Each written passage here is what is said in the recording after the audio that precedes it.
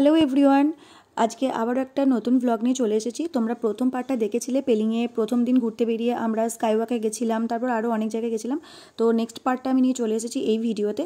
তো আমরা যতটুকু ঘুরেছিলাম তারপর আমরা এখন চলে যাচ্ছি নেক্সট ডেস্টিনেশনে। তো কোথায় যাচ্ছি সেটাই এই ভিডিওতে দেখাবো, সঙ্গে থেকো, পুরোটা দেখো। আশা করছি তোমাদের সকলের খুব ভালো লাগবে। নতুন জায়গা তো সিকিম অনেকেই ঘুরেছো, পেলিং জায়গাটা হয়তো অনেকের অজানা বা হয়তো অনেকে ঘুরেছো। তো যাই হোক, আমরা সবাই মিলে গাড়িতে মজা করতে করতে এখন চলে যাচ্ছিলাম। তো তারপরে আমরা এখন গাড়ি করে চলে যাচ্ছি খেচুপেরি লেক। তো চলো আগে আমরা ওখানে গিয়ে পৌঁছে যাই। তো দেখো পৌঁছে গেছি, আর তারপরে খুব খিদে পেয়ে গেছিলো, সারাদিনের জার্নি তো একটু ওখানে ম্যাগি পাওয়া যাচ্ছিলো, তো ওখানে ম্যাগি খেয়ে নিলাম একটু। আর এই হচ্ছে গেট।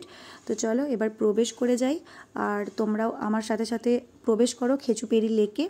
দেখা যাক কি আছে, কি সে লেক, কি হয়। সবাই যে যার মতন ঘুরতে আরম্ভ করে দিয়েছে। আমিও ভিডিও করতে করতে একাই যাচ্ছিলাম।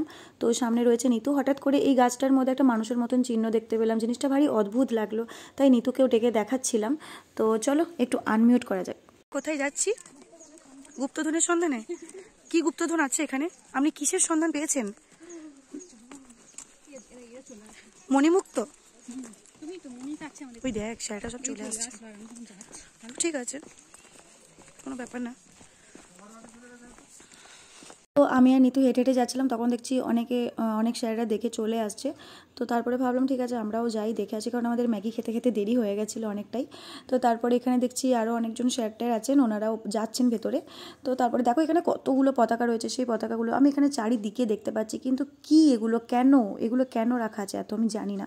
তো চলো এখন আর একটু ভেতরে ঢুকে যাচ্ছি। এখানে বসার জায়গা রয়েছে, আর এখানে সেই জিনিসগুলো। তারপরে এখানে একটা মন্দিরের মতন রয়েছে, ওপরে বুদ্ধর মূর্তি রয়েছে, এই যে একটা মন্দির। তো আমি আর নিতু এখন ভেতরে ঢুকে যাচ্ছি, দেখা যাক। তো এখানেই দেখলাম অনেকজন বসে আছে, তো এইদিকে দেখছি সিঁড়ির মতো করা রয়েছে। তো নিতু আর আমি উঠে যাচ্ছিলাম, দেখা যাক কি আছে, কোনো মন্দির টন্দির আছে নাকি। তো ওপরে দেখছি দেবাশিস বলে একজন আমাদেরই বন্ধু দাঁড়িয়ে রয়েছে। তো যাই ওর কাছে দেখে আসি ও কি দেখলো। দেবা, আপনি কি গুপ্তধন পেয়েছেন এখানে সন্ধান করতে এসে? গুপ্তধনের সন্ধানে আমরা বেরিয়েছি, কিন্তু আপনি কি গুপ্তধন পেয়েছেন? বলুন কিছু। পাইনি। এখানে কেমন লাগছে ফিলিংসটা? বলবেন না?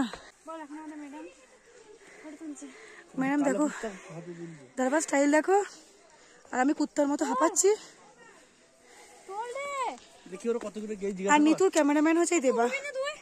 কয়েকটা সিঁড়ি ওপরে উঠে এত হাঁপাচ্ছি, আর এদিকে নিতু তো ছবি তুলছিল। তো নিতু বললো আর ওপরে যাবে না, অসুবিধা হচ্ছে। তো আমি ভাবলাম চলো এসছি যখন আমি দেখেই যাব যে কি আছে ওপরে।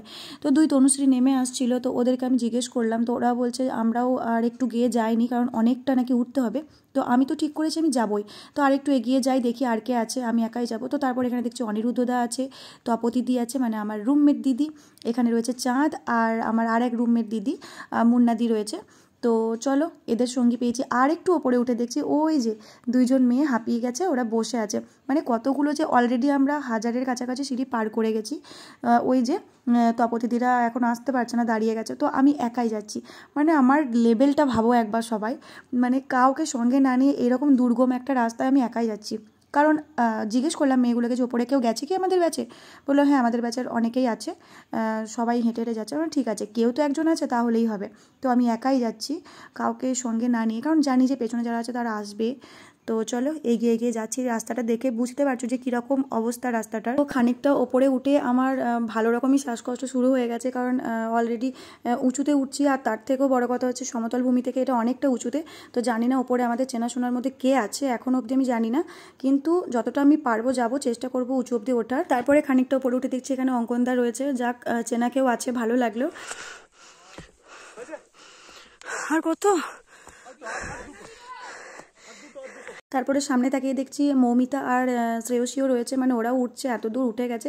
তো আমি ম্যাগি খেতে খেতে আমাদের যদিও দেরি হয়ে গেছিলো, তো আমি অনেকটা সিঁড়ি আমি ছুটেই এসেছি, তার জন্য এদের আমি সঙ্গ ধরতে পেরেছি। তো এই জায়গায় পৌঁছে আমাকে ইনহেলার ইউজ করতে হয়েছিল, কারণ আমি অনেকগুলো সিঁড়ি ছুটেই এসেছিলাম, তো সেই কারণে আমার শ্বাসকষ্টটা একটু বেশিই হচ্ছিলো। তো তারপরে চলো আরও কয়েকটা সিঁড়ি ভেঙে আমি এই জায়গাটাতে পৌঁছেছি। আমরা 80 জন এসেছি, তার মধ্যে আমরা এই কয়েকজনই এতটা উঁচুতে এসে পৌঁছতে পারলাম শুধুমাত্র মনের জোরে। এটা কত ফুট উপরে একটু বলবে? আইডিয়া নেই।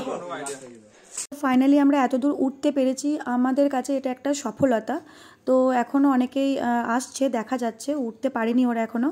তো আমরা এই কজনে এখন পৌঁছেছি। আর এই যে দেখো পুরো লেকটা ওপর থেকে দেখা যাচ্ছে, মানে এই লেকটা কিন্তু বিরাট বড় লেক, কিন্তু আমরা এতটাই ওপরে আছি যে এতটুকু মনে হচ্ছে। এটা হচ্ছে একটা বুদ্ধের পায়ের ছাপ, মানে জানি না কতটা সত্যি, তবে এখানে প্রে করলে নাকি ইচ্ছেটা পূর্ণ হয়।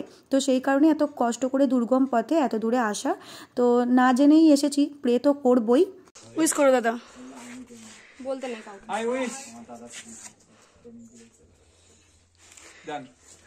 এটা হচ্ছে কঙ্কন দা উইশ করলো, তো তারপরে আমিও করলাম, দাদা একটু ভিডিওটা ধরে দিল। তো উইশ তো মন থেকেই করলাম। তো কী উইশ করছি সেটা বলবো না, যদি কোনো দিন ফুলফিল হয় চেষ্টা করব আমি আবারও যেন ওই জায়গায় আবার একবার পৌঁছতে পারি। তো এই জায়গাটা থেকে চারিদিকটা দেখতে এত ভালো লাগছিল যে মানে কিছু বলার নেই। আর আমরা এতটাই কষ্ট করে এত দূর ওপরে উঠেছি যে একটা মাউন্ট এভারেস্ট জয় করার মতো সাফল্য অর্জন করেছি মনে হচ্ছে। সিরিয়াসলি আমাদের এই কয়েকজনের যে ফিলিংসটা হয়েছে সেটা আর কেউ বুঝবে না, মানে যে আমরা যে 80 জন গেছি, এই 80 জনের কেউ বুঝবে না আমরা কয়েকজন ছাড়া, যে এই যে ওপরে ওঠার ফিলিংসটা একটা আলাদাই। এত দুর্গম পথ পেরিয়ে এতটা দূর উঠেছি, আমাদের তো নামতেই ইচ্ছে করছে না। তো সেই কারণে আমরা এখানে অনেকক্ষণ দাঁড়ালাম, ছবি টবি তুললাম, ভিডিও করলাম, কয়েকজন মিলে একটু গল্প করলাম। যদিও নিচ থেকে বারবার স্যাররা ফোন করছিলেন যে চলে যাওয়ার জন্য, তো একটু পায়ের রেস্টও দরকার ছিল, কারণ এতটা কষ্ট করে উঠেছি না, মানে মনে হচ্ছিল না যে এত তাড়াতাড়ি নেমে যাই। তো খানিকক্ষণ আমরা ওখানে ছিলাম, তারপরে আরও 2-1 স্যারও দেখলাম উঠেছিলেন ওখানে। তো একসঙ্গে তারপরে এবার আমরা বেরোবার পথ খুঁজছি, মানে আমরা যে রাস্তাটা দিয়ে উঠেছি সেই রাস্তাটা দিয়ে নামতে গেলে আমাদের সবার অবস্থা খারাপ হয়ে যাবে। তো কোনো বিকল্প পথ আছে নাকি আমরা জানার জন্য অন্যদিকে যাচ্ছিলাম। তো ওখানে কয়েকজনকে জিজ্ঞেস করাতে বললেন যে এটা দিয়ে গেলে একটা বিকল্প, মানে সমতল টাইপের একটা রাস্তা দিয়ে তোমরা নেমে যেতে পারবে।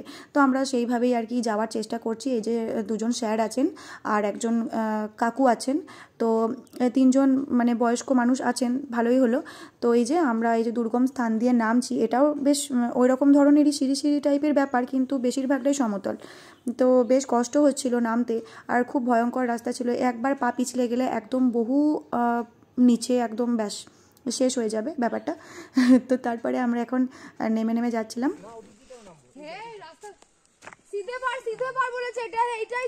এবার 3টে রাস্তা, এই একটা, এই একটা, এই একটা। কোন রাস্তাটা, কোন রাস্তাটা বলো? এই রাস্তাটা যেমন দেখতে দেখা যায়, এই রাস্তাটা ভয়ঙ্কর লাগছে।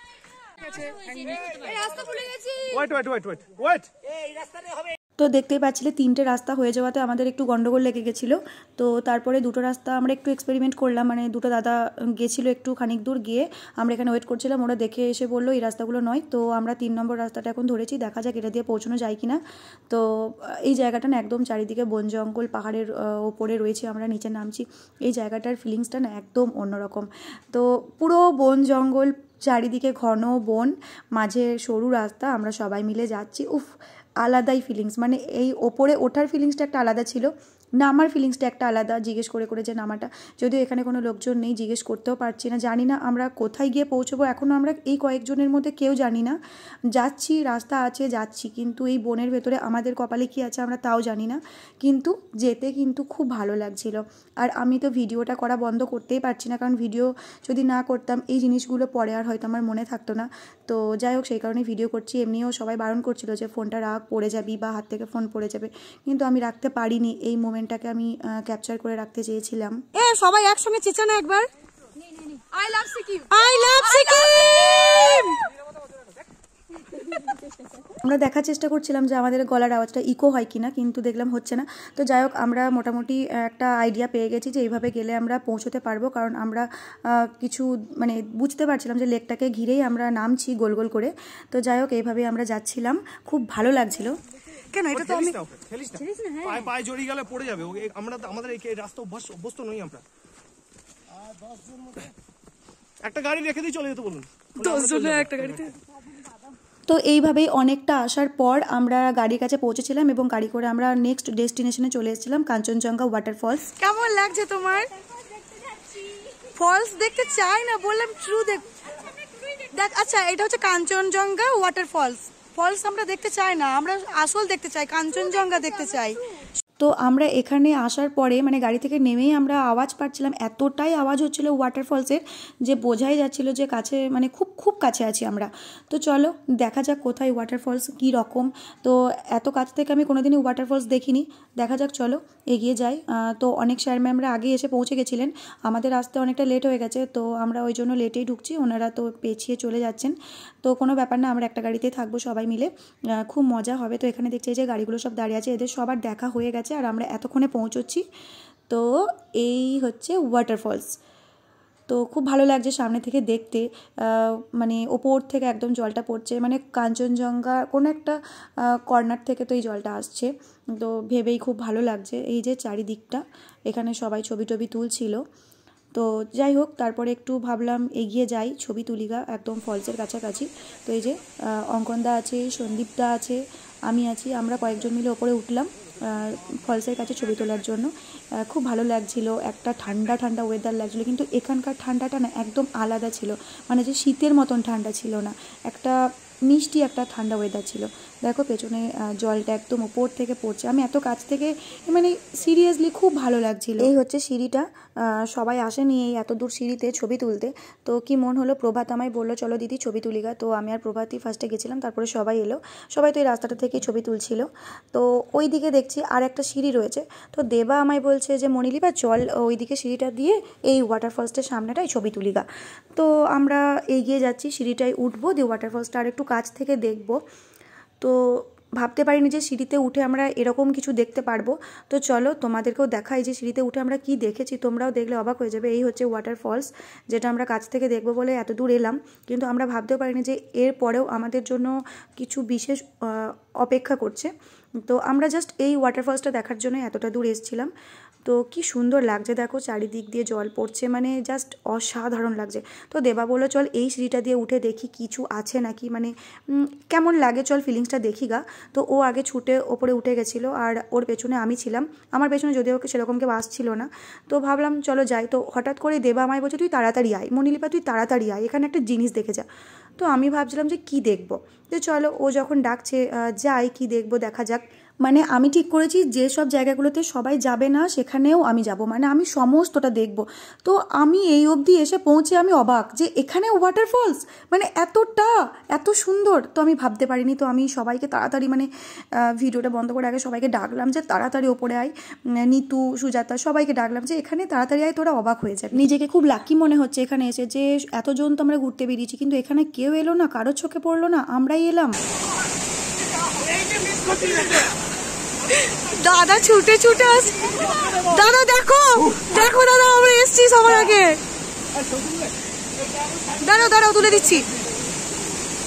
ও সেরা সেরা, এটা না ওটা কিন্তু কেউ দেখেনি, ওরা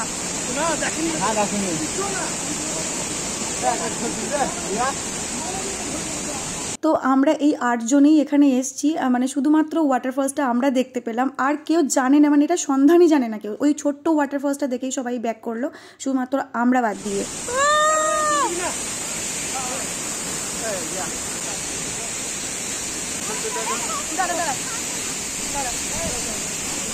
কি ঠান্ডা হাওয়া, কি দারুণ। দাদা ভিডিও ভিডিও অন করো।